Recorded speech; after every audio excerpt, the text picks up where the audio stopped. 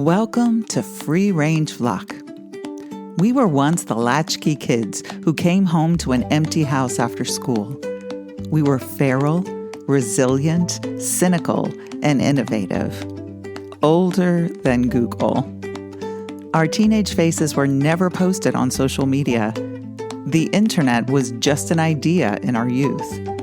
Now we are older, wiser, and thriving. Our independent ways will continue to serve us.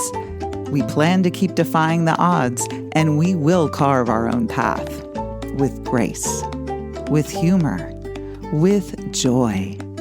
Our way. We've been through some stuff. We will continue to keep pushing, and we are not going anywhere. The former latchkey kids are now the Free Range Flock.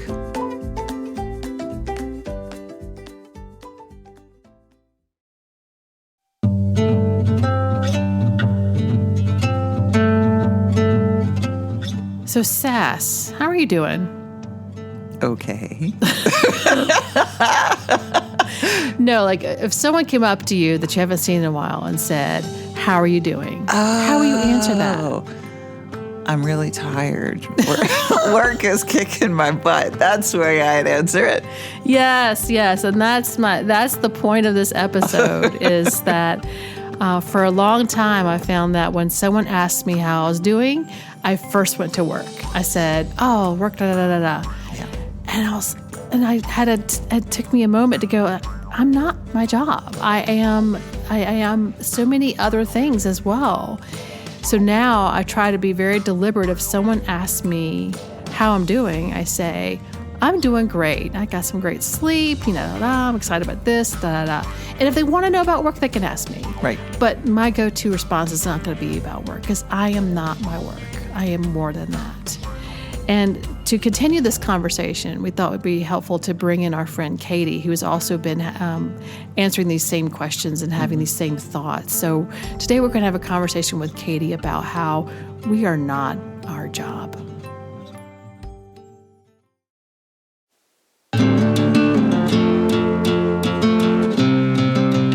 So we are here today with a good friend, Katie.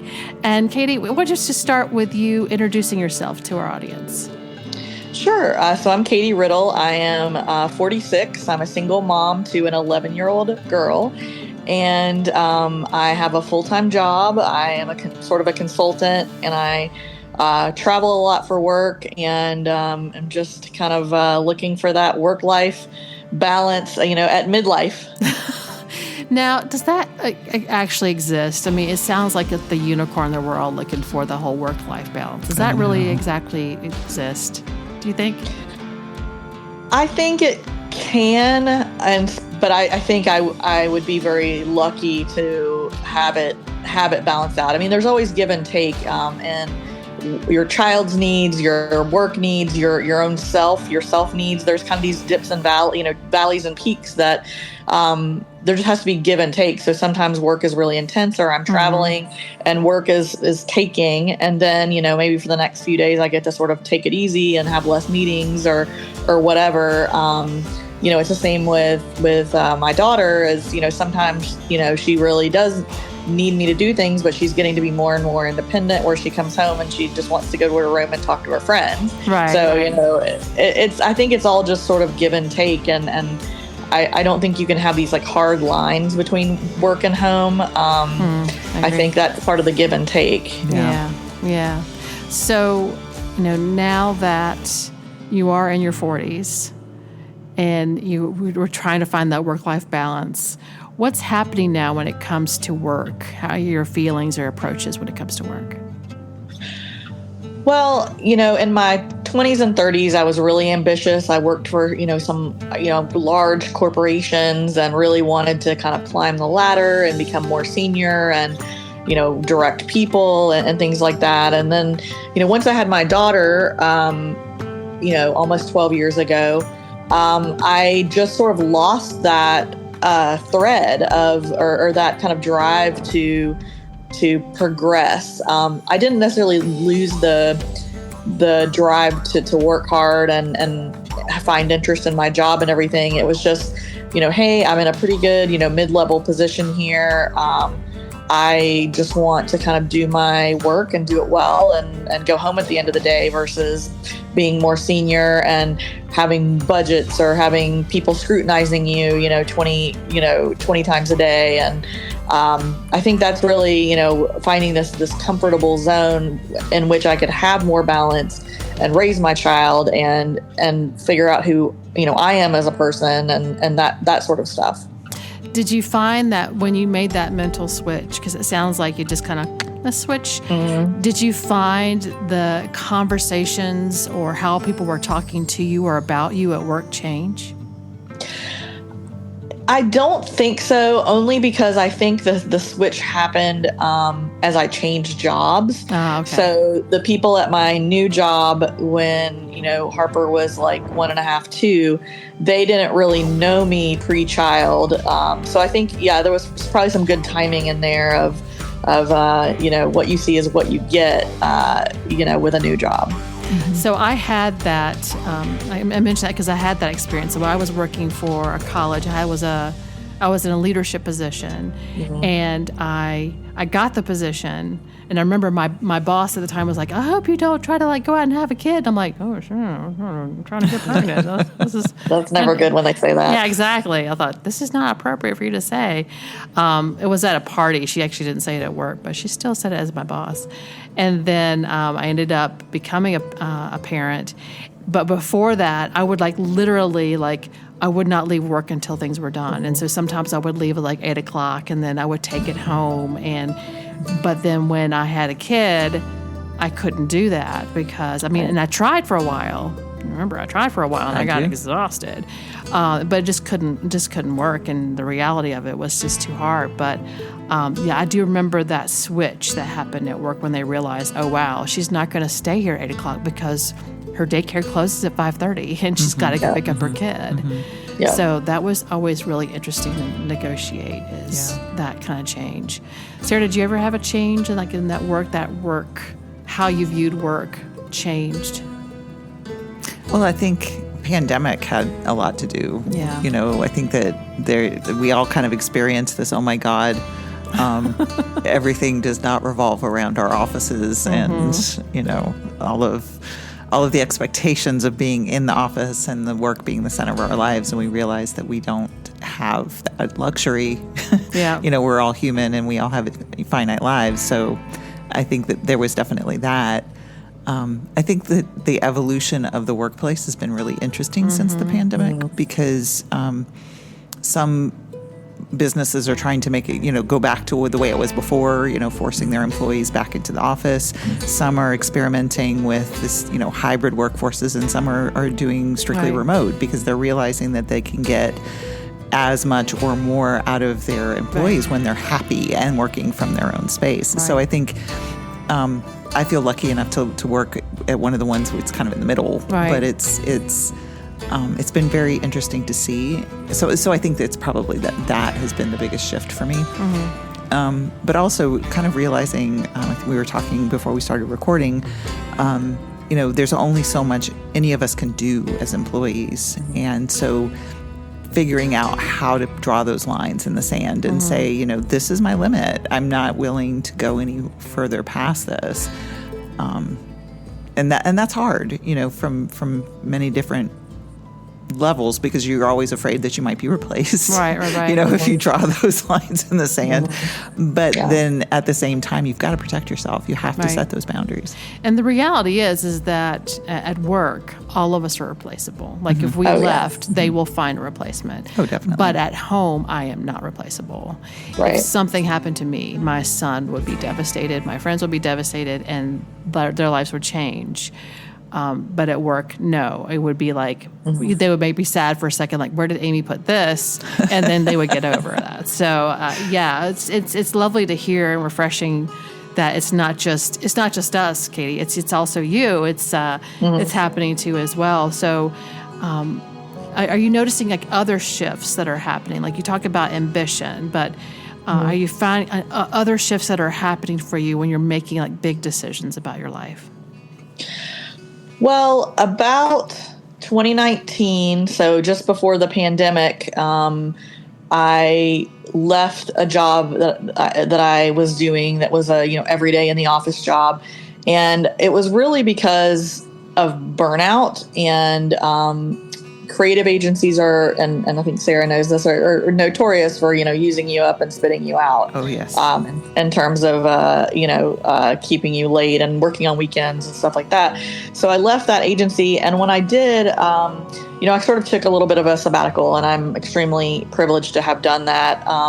But just like, who am I? Like, what do I want to do?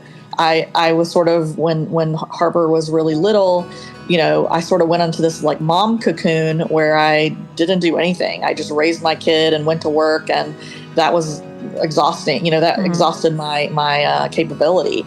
But then when she got to be 5 or 6, and about the time that we moved to Raleigh to kind of find a different job, I started sort of coming out of that and thinking like, what is my identity really besides a worker and besides being a mom. And I started doing some art classes and different things, getting out and being more social and trying to just sort of reclaim who I was before becoming a parent. And, part of that was, finding a new job. I work from home 100%, except for the travel. That's usually going to a client's office or going to one of our offices. But yeah, I think my personal life has gone through a lot of changes, and my parenting has gone through a lot of changes, just in an effort to like find and keep a balance and find and keep a level of like self-care and just remembering that I'm a person besides my roles that I play. I think that's so important, because we in the modern workforce tend to have that focus on the work part, you know what I mean, of our lives. And then the home life and the personal life tends to get shunted off to the side. Right. And that contributes to burnout 100%, because, you can't live in that space all the time. Go ahead, No, I think one of the things that I've noticed, and I was going to ask Katie if she's experienced similar, is as I've gotten older, I've been much more confident about asking for those kinds of things. I mean, because we have to, again, protect ourselves. And so I find that I have a lot more confidence in not only protecting myself in what I do, but also about, I know what I'm talking about. Right. Yeah, I have imposter syndrome big time. So I do. And it also comes from the stereotypical, oldest female child, where there's a lot of responsibility taking and things like that. So I've always come from a place where I'm like, oh, I'm going to get fired if I mess up, just off the cuff, I'm going to get fired. So I have been traditionally uncomfortable with asking for space, but that has changed within the last few years. And I think it's changed with going back to working for a larger company. And that might seem sort of antithetical, but I think, working totally remote and, having, bosses with different, life situations and all that, it's all, kind of sets the mode to be able to ask for some of those things, or to be able to draw lines to say, like, I'm traveling too much, or things like that. So I think I've gained some confidence in it, but part of it has to do with the environment. That's nice. Yeah. When you guys were talking about how you're feeling, one of my big ahas was, and it took a while, because it's been going on for a while, but people would ask me how I was doing, and my first answer was always work. I mean, I had all these things going on, but I was like, oh, work is really busy. And I'm like, when I decided to leave my last employer, I was like, I am tired of when people ask me how I'm doing, that I immediately go to work, because that's not the primary thing about me. Right. It needs to stop. It's true, but then at the same time, where do we spend most of our awake hours? Yeah, we do. We do. But there's other things to me as well. Yeah, like, I agree. Like, I'm great. I think I slept great. Why didn't I go to like self-care or something else? But I immediately always go to work as my main identifier about who I am. Yeah, I do too. I do too. So when I started this new job, I was like, I'm going to reverse that. I'm going to change that. And so when people ask me how I'm doing, I'm never going to mention work unless they ask me. I'm going to not mention work first. And it's hard because I've been programmed, I've been working since I was 14. I'm so used to talking about work first. I want to stop that. Because life is too short to be like revolved around work, but we do spend most of our waking hours at work. I get that, but there's more to me than what I do for a living. Believe me, I completely understand and I completely agree with you. But I think our culture, especially in the United States, is very work focused. We're expected for our lives to revolve around our careers. Right. And it's not healthy. No. It's totally not healthy. And when you look at other countries and the way that they treat, mental health days and vacations and, Americans tend to avoid taking time off. Like I almost like when I turned in my time off, I would I'm so sorry. This is inconvenience. Exactly. But Please don't fire me. Yeah. Whereas Australians take 9 weeks off a year. And I'm like, yeah. Can I take these 2 days off? I know. I'll work ahead and then I'll be available. I'm like, why? No. I just recently did that. I mean, because with our trip to DC, we're going to be gone for 4 days for this conference. And I only asked off for those 4 days. And then after I submitted it, I was like, why didn't I just take that extra day and make it a full week off? Yeah, that's a good point. I should do that. I mean, it's 1 day. Yeah. Other than the conference. And it would be great to decompress and kind of. Yeah, I'm going to do that. Why didn't I take an extra day? I have it. It's in the bank. Yeah. We're crazy. Yeah. So one of the things you were talking about earlier was your existence and trying to find a much more pleasurable and simple existence. Can you talk a little bit more about that, about what that's like for you? Sure. I mean, I think it's kind of a miniature search for meaning, and that a lot of times that takes on a very religious overtone for people, and that's not what I'm talking about. Right. But it's just finding my place in the world and what I want to do with my life, and I think. I always say I want to be her when I grow up, or I want to do that job when I grow up. And, and when you're in your 40s and everything, it's just sort of oh, haha, funny. You're supposed to be grown up, right now. But, I don't feel that way. And I feel like I'm still finding my way in life. And, even, that I can have a different career, another career later on in life.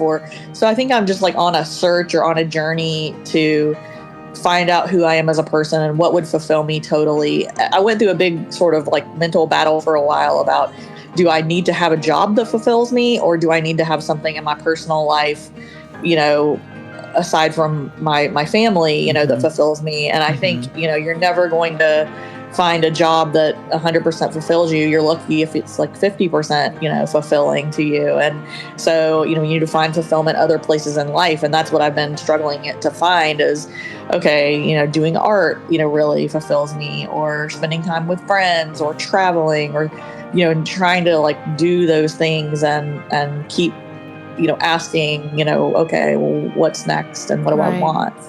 One of the things I've been doing, because I left my last employer, and what I had planned for my pension was going to be much smaller, so I started to have a little freak out. And so I went to a financial advisor, and he was just like, "Why are you here?" And I'm like, I need you to calm me down. I need you to help me not worry. And so he says, I'm going to help you down with your finances, and I'm also going to help you do the retirement plan, which if anyone's in a place where they're not confident about their finances, I highly recommend a financial advisor. But whenever you sit down with someone to do retirement planning, they ask you questions that no one else is asking you, right? All right, so in your 80s, what do you see your life being? And how much money do you think you'll spend on gifts? And how much do you think you'll travel? And so you're probably not going to be driving a car then. How do you think you can get around? I'm like, okay. It's not I literally had to plan, and I know it will all change. I mean, anything can change on a dime, but thinking about what do I want my retirement years to look like? The fact that I'm only 12 years from it is kind of oh my God. he literally was like, because we have to budget for that. You have to budget for that. And like, he's like, all right, tell me about your house. And we know, okay, by this time, you probably have to buy a new HVAC system. I'm like, oh my God. What? I'm like, he literally was like laying it out on a timeline. But it really made me think about like, how am I going to spend that time? What's going to be important to me? And thinking about it now, because like right now, Katie, you're like, I work and then I'm trying to be a mom. And there's going to be a day where my kid doesn't want anything to do with me. He's going to be like, Mom, I'm out living my life. And I'm like, here, my entire calendar is about, okay, let me plan his life and then go to work and then I'm good. What's going to happen? I mean, I got to figure that out. And I know other people are figuring it out too, like who they are outside of their work and their kids. Have you thought about that, Katie? Because if so, can I cheat off your paper? I mean, can you can I figure out what you're doing? The answer is like yes and no. So, I mean, I think to some degree, like watching my parents, retiring has sort of made me think about it. So, they retired, I don't know, 10 to 12 years ago. And, I saw like my stepdad has, hobbies and does gardening and fishing and different things. And, I've seen my mom like sort of struggle with, not having those, not having hobbies. And what do you fill the time with? And so I've sort of reacted to that by, thinking, okay, yeah, I want to, be really active and have my network of friends and have activities that I do. And, I want to have strong interests that are going to, see me through that time. But I haven't gotten down to the nitty gritty that you're talking about, what if you need assisted living or, the costs associated with that. Like, and I think I'm a little bit in denial about that part. I probably need to sit down and do that because I've done the financial planning, but not to like some of the extent that you're talking about. I was a bit younger then, so we weren't really thinking retirement horizon then. But that's a bit scary, Amy. It's a little scary. It is, especially for someone like myself who hasn't planned as well. For lots of different reasons, people don't have those conversations, don't put aside enough. And then you start getting into your 50s and 60s and you go, whoa, these are, I really should have paid more attention. So I'm so glad that you're doing that with your kid. Yeah. And I really advocate for people who are listening, no matter what stage of life you are in, start having those conversations with your family and with your employers and your financial advisors if you can get one. Definitely. So I'm very lucky in that my bank offers it for free. So that's been nice. Can you imagine how expensive? I mean, it can be expensive, but it's been a lot of banks will offer that. We'll just sit down with you and just say, hey, we can help you out here. So. If you're looking for it, start with your bank, start with someone you trust and see if they can direct you. Because there's a lot of great things out there. There's like great workshops that are out there or whatever. But the first step is that reality with yourself of who am I going to be, as Katie has mentioned, like who am I going to be now and what do I value, and making sure that you're living those values and making good decisions. Right. So yeah, it's a process. But it's interesting that you're going through that too, that you're also like, I don't want to climb any ladder. I don't want to go up a level. I mean, like I started a new job and I see all these young people around like clamoring, like the new internal jobs will come out. Like, that's a manager position. I want to do that. And I'm like, you go and do that. I'm going to do this. And then I'm going to log off and then be myself. Absolutely. So yeah, I don't want to, I'm happy to do exactly what I'm doing until I retire. I don't want to be anybody's supervisor. I've done that, been there, done that. I just want to keep it really simple, really simple. So what about and we've talked about this before, Sarah, about like how our lives are like simplifying in such ways and that we're not doing all those other things that we think that we have to do. Like, we talked about around holidays and things that we're making decisions and going, I don't want the run around with a holiday. I don't want this. I'm going to keep things really simple. How about you, Katie? Are you making those decisions too? Yeah. I mean, again, like I'm speaking about this from a privileged place, but things like, I don't want to spend my weekend every weekend cleaning my house. So I decided to have someone come in every 2 weeks, to do that heavy duty cleaning. So, that's one way I'm like simplifying my life is, if I can offload a task and I can afford to do it, then, I try to do that. Or, laundry, I try to multitask while I'm home, working, but, trying to multitask and do laundry so I don't have to do that on the weekend. So I have time with Harper. And, I think things around the holidays or things that seem like extra effort, I just decide not to do. Like, right. I also got diagnosed a couple years ago with ADHD, and it was shortly after my daughter got diagnosed. I was like, oh, this all sounds really familiar, and kind of went through the testing and everything. So, I have a little bit of like executive functioning, issues where I procrastinate or whatever. So, it's learning how to, manage that sort of thing and decide like the things that are really important.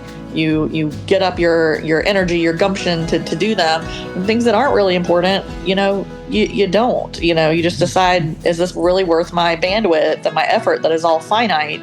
And no, it's not. Right. Yes. I can totally relate with you, Katie. I got diagnosed last fall.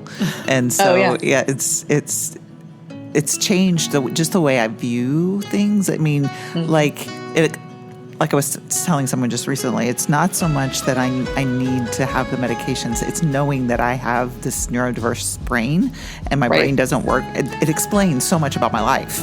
You know what I mean? Yeah. So I'm able to manage things better just because I'm like, okay, it's just your brain doing weird things. Yes. You can get through this. Yeah. Yeah, absolutely. It's definitely put a lot of context around, things in my life and, this makes so much sense now. And, there's not something wrong with me. I'm not just lazy. That's exactly. A big thing. Yeah. Yes. It truly is. It's just how our brains are wired. So, right. That's all. No. Her brain just said stop. Okay. Yeah. But I think this has been a lovely conversation, Katie, that the whole, it's like very affirming that you're also going through some of the things that we're going through as far as like, you don't see when it comes to your ambition and your drive, it's not coming solely from your work anymore. It's other things. Absolutely. And you're simplifying your life and you're still, I think we're all still kind of like, this is who I am. I'm searching for who I am and like connecting with that.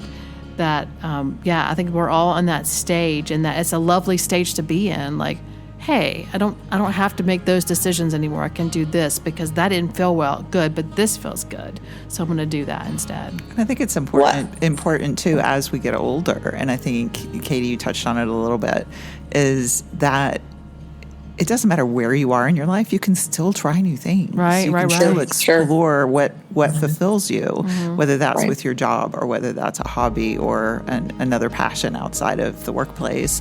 It's important that we continue to grow and learn. So, yeah, absolutely.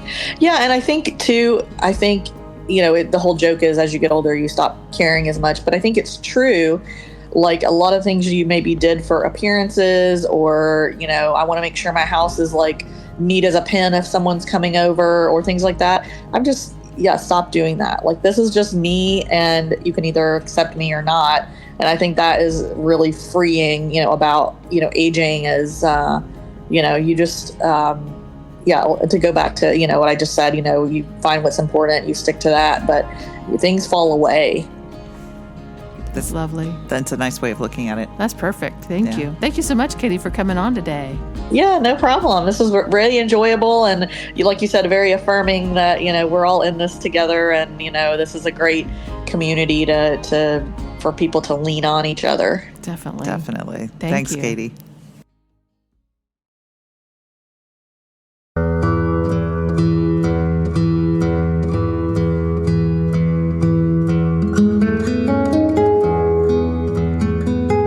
So I really enjoyed that conversation with Katie. Again, it was helpful. I'm not looking for validation, but it was helpful to kind of know that my thoughts process about work are not my own. That everyone's kind of going through a similar thing when it comes to work. Yeah. I thought she had a lot of really good insights. And there were a lot of parallels to my own experience, too. Right.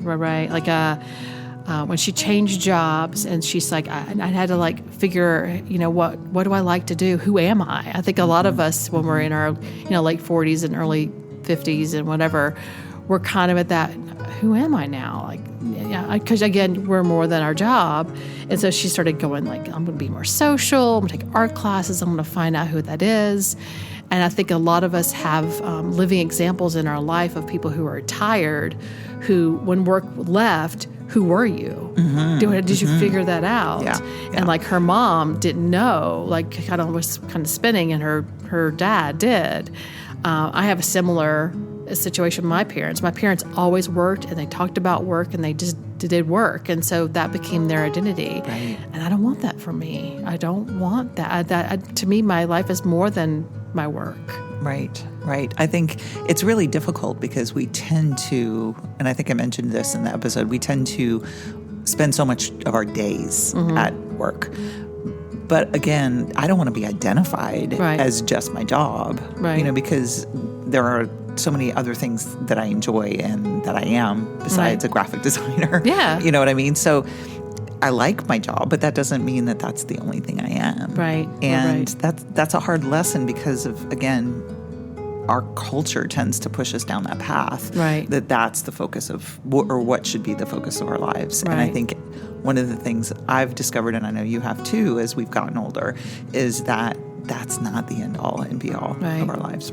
No one gets to, and I mean, I've been there when several members of my family have passed away, and no one gets to that moment and goes, if I had just spent more time at work, it's exactly my life would be. And they're always like, it's always like, I wish I had spent more time with you guys, or if I, done this, or I should have gotten, like my dad always talked about, I wanted to get in the car. He wanted to get in the car and go see all 50 states. That's what he wanted to do in retirement.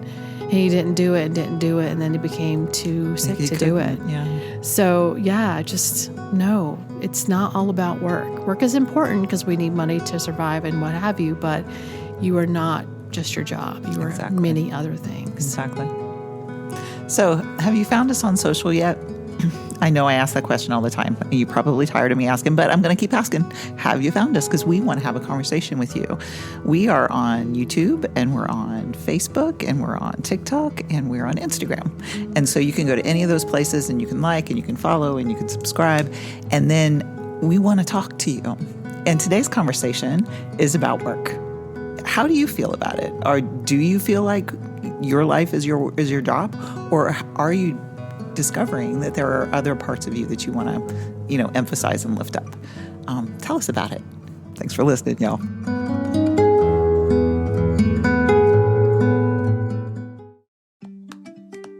Thank you for joining us for Free Range Flock. Our goal is to inspire and celebrate who we are, the Generation X kids who grew up and decided to do things their way, with grace, humor, and joy. This has been a production of Sassy Am. If you want to learn more about our podcast, follow our blog, share your positive insights about being a free ranger, or to suggest topics or guests for future episodes, please visit our website at sassayam.com. That's SASSAYAM.com. Keep pushing.